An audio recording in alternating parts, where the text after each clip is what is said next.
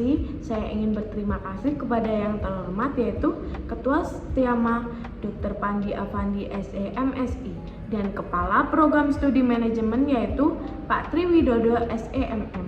Dan saya juga berterima kasih kepada selaku dosen MKPAI yaitu Dr. Haji Amin Nurbaidi SAG MPDI. Berikut kami ingin mempresentasikan makalah dengan tema Nilai penting agama sebagai fitrah kemanusiaan dalam pembentukan karakter spiritual dan sosial. Saya Amelia Novitasari, NIM 2024 10 10 12. Dan yang kedua, saya Birotun Indi Arifah dengan NIM 2024 10 10 22. Saya Atta Hadiah Fikratul Amna dengan NIM 2024 10 10 29. Di sini saya akan menjelaskan tentang pengertian fitrah. Pengertian fitrah adalah secara etimologis asal kata fitrah berasal dari kata Arab yaitu fitrah yang diartikan perangai, tabiat, kejadian, asli, agama, dan ciptaan. Menurut Muhammad Quraisy Shihab, istilah fitrah diambil dari akar kata Alfrid yang berarti belahan. Kedua, konsep fitrah menurut pengertian umum. Konsep fitrah menurut pengertian umum ada 5. Pertama, fitrah beragama Islam. Fitrah ini dimaknai atau memilih pengertian agama karena manusia diciptakan oleh Allah untuk melaksanakan agama atau beribadah. Hal ini termasuk dalam Quran surah Al-Zariyat ayat 56. Fitrah bermakna agama juga berpijak pada salah satu sabda Nabi Muhammadnya. Artinya, bukankah aku telah menceritakan kepadamu pada sesuatu yang Allah menceritakan kepadaku dalam kitabnya, bahwa Allah menciptakan Adam dan anak cucunya untuk berpotensi menjadi orang-orang Islam. Kedua, fitrah berarti mengakui keesaan Allah. Manusia diciptakan Allah memiliki naluri beragama, yaitu beragama tauhid. Mereka tidak beragama tauhid hanya dipengaruhi oleh lingkungan. Maka tegasnya manusia menurut fitrahnya beragama tauhid, manusia telah mengikat janji dengan Tuhannya, bahwa dirinya telah mengakui Allah sebagai Tuhannya, sebagaimana dikatakan dalam pernyataan Allah Subhanahu wa Ta'ala dengan roh. Hal ini bermula dari pertanyaan yang diajukan Allah Subhanahu wa Ta'ala kepada roh, "Bukankah aku ini Tuhanmu?" Kemudian para roh menjawab, "Tentu engkau Tuhan kami menjadi saksi." Ketiga, fitrah berarti cenderung pada kebenaran. Secara fitrah manusia memang cenderung dan mencari kebenaran, walaupun kebenaran tersebut hanya bisa diucapkan dalam hati kecilnya atau hati sanubarinya. Akan tetapi karena sebagai faktor eksogen, manusia tidak memberikan kebenaran tersebut. Ketiga, fitrah berarti ikhlas atau suci. Menurut Abu Ja'far, manusia ketika dilahirkan membawa atau dilengkapi dengan berbagai sifat yang melekat pada dirinya. Salah satu di antaranya adalah kemurnian atau keikhlasan dalam menjalankan amalan dan aktivitas. Hal ini didukung oleh hadis Nabi yang diriwayatkan oleh Abu Hamid dari Mu'adz yang menyatakan bahwa 3 hal yang menjadikan selamat yaitu ikhlas berupa agama dan taat berupa benteng penjagaan. Yang kelima, fitrah berarti potensi dasar manusia. Pemaknaan fitrah sebagai potensi dasar manusia dikembangkan oleh para ahli yang mengikuti aliran empirisme dan para ahli fikih atau fuqaha. Selanjutnya, aspek pengertian fitrah menurut ulama. Pertama, definisi umum. Fitrah sering diartikan sebagai keadaan asal atau sifat bawaan manusia. Dalam konteks ini, fitrah menggambarkan kondisi yang diciptakan oleh Allah dalam diri setiap manusia yang mencakup kesadaran untuk mengenal Tuhan dan kemampuan untuk membedakan antara yang baik dan yang buruk. Kedua, fitrah sebagai akidah. Beberapa ulama menjelaskan bahwa fitrah berkaitan dengan akidah dan iman. Ini mengacu pada potensi alami manusia untuk percaya kepada Allah yang tercermin dalam hadis menyatakan bahwa setiap bayi dilahirkan dalam keadaan fitrah. Dengan demikian, fitrah membawa manusia kepada pengenalan dan penyembahan kepada Tuhan. Ketiga, fitrah moral. Ulama yang menekankan bahwa fitrah mengandung nilai-nilai moral dan etika. Ini berarti bahwa manusia memiliki kecenderungan bawaan untuk melakukan kebaikan, kejujuran, dan keadilan. Fitrah ini memberikan panduan moral yang harus dikembangkan melalui pendidikan dan pengalaman. Keempat, fitrah sebagai kecenderungan sosial. Dalam pandangan beberapa ulama, fitrah juga mencakup kecenderungan manusia untuk berinteraksi dan berkomunikasi. Dan yang keempat yaitu konsep fitrah dalam konteks Islam dan pemikiran para ahli. Yang pertama yaitu Al-Quran.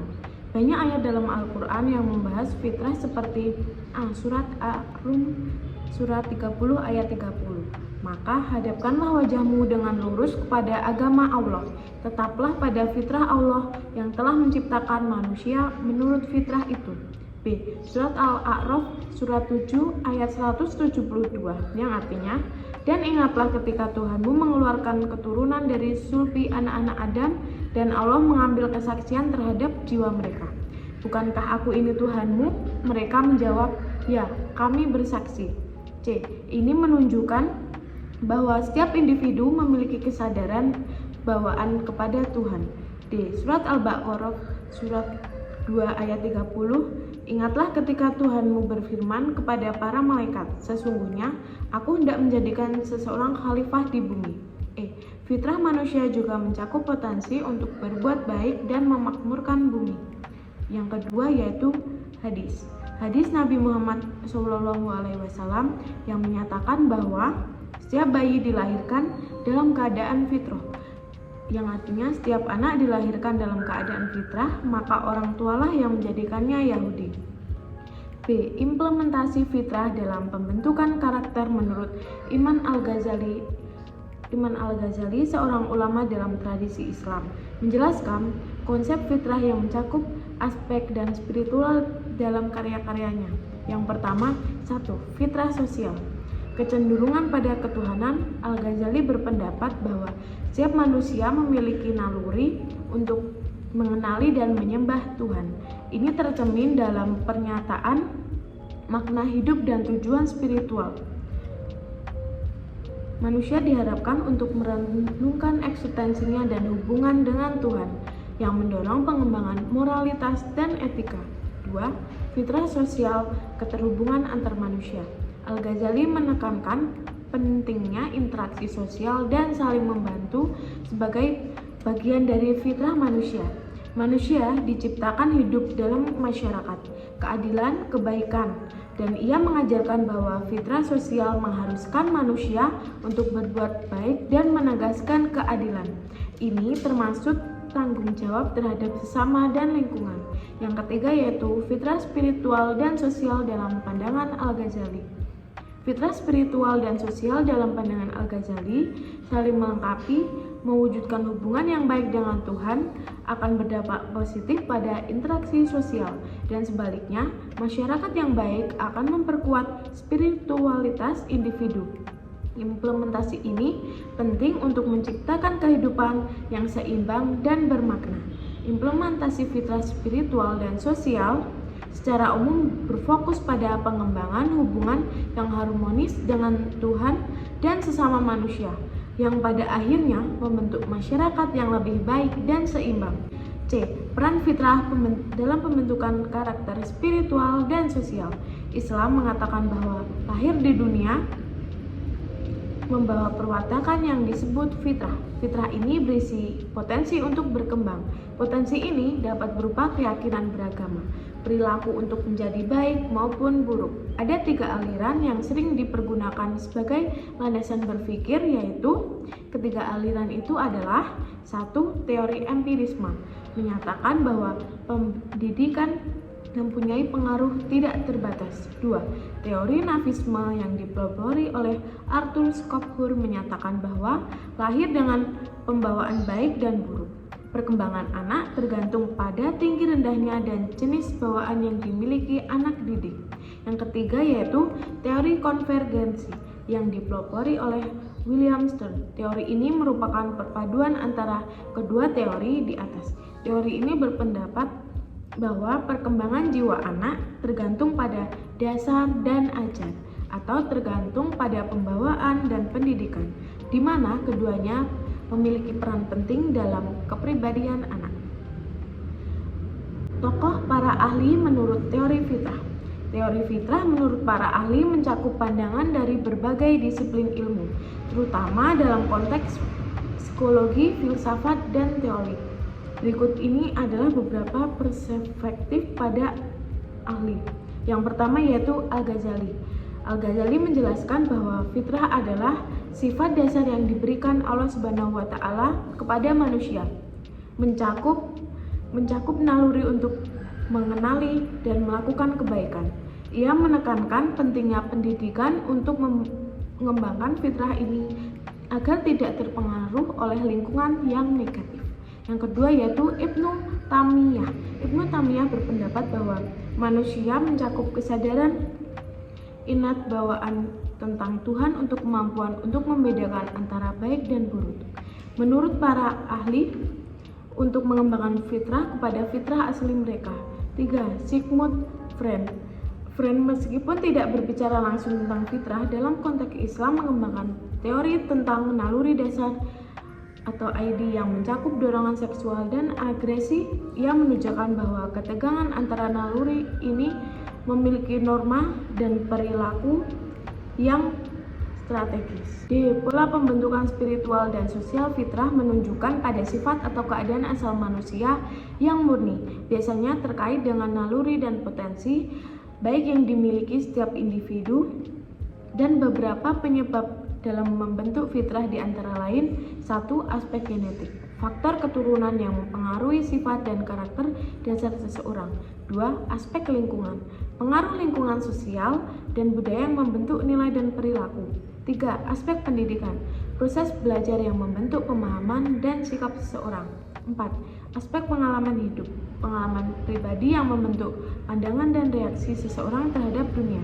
Fitrah ini bisa berkembang baik atau buruk tergantung pada faktor-faktor di atas. Yang selanjutnya yaitu penyebab terjadinya fitrah manusia. 1. Yaitu penciptaan oleh Allah. Fitrah dianggap sebagai anugerah dari Allah yang ditanamkan dalam diri setiap individu saat diciptakan. Ini mencakup naluri untuk mengenal dan menyembah Tuhan serta melakukan kebaikan. Yang kedua yaitu lingkungan keluarga. Pendidikan dan nilai-nilai yang ditanamkan dalam keluarga sangat berpengaruh dalam perkembangan fitrah. Lingkungan keluarga yang positif dapat memperkuat fitrah, sementara lingkungan yang negatif bisa mengabaikannya. Yang ketiga yaitu pendidikan dan pengalaman.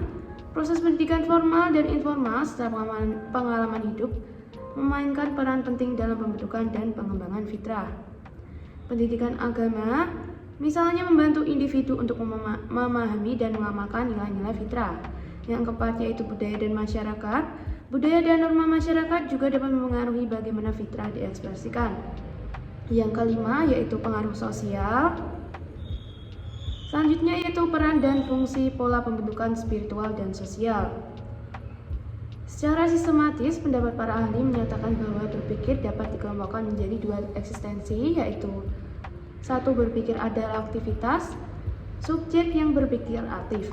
Kedua yaitu berpikir sifatnya ideasional, jadi bukan sensoris atau bukan motoris. Proses berpikir menurut ahli ada 3 tahapan, yaitu 1. Pembentukan pengertian. Proses ini diawali mendeskripsikan ciri-ciri, mendeskripsikan, mengklasifikasikan. 2. Yaitu pembentukan pendapat. Proses ini diawali peletakan 2 pendapat utama atau 2 pengertian, kemudian keduanya dirumuskan satu kesatuan.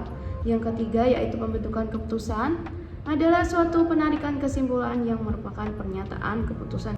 Sekian dari kelompok kami, bila ada kesalahan kami mohon maaf. Wassalamualaikum warahmatullahi wabarakatuh. Bye.